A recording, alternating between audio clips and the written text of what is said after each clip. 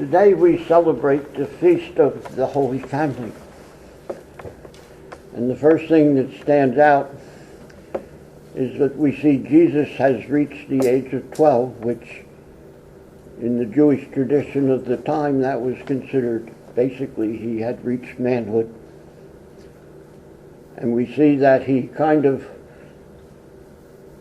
expressed his independence and stepped away and stayed behind and went into the temple and talked to the elders. I think all of us experienced a point in our lives when we felt we were old enough to assert our own independence.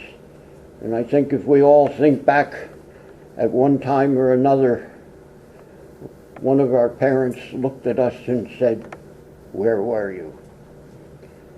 Wondering why they had lost track of you and where you had been or where you were going.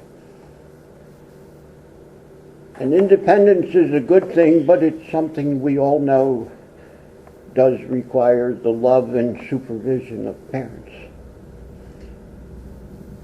But you know, there is no family that has ever been exactly the same. Every person in this world is an individual before God, and therefore every relationship is made up of two unique individuals. But there is a common bond that exists in all families, and that is the thing that we call love. And love is something that all of us experience from our birth. The love we get from our mother,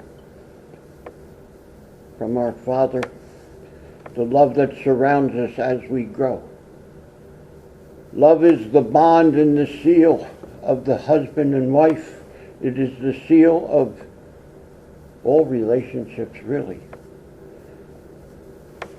Love is a reflection in marriage of the bond that Christ has with his church, with his Father in heaven.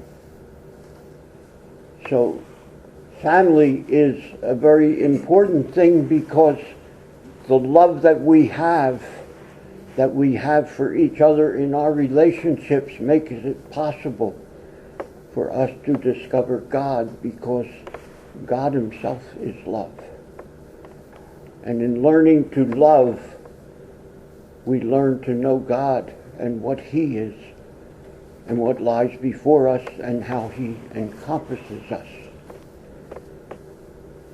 I think back, if you ever remember the old story of Boys Town, where Father Flanagan said there's no such thing as a bad boy.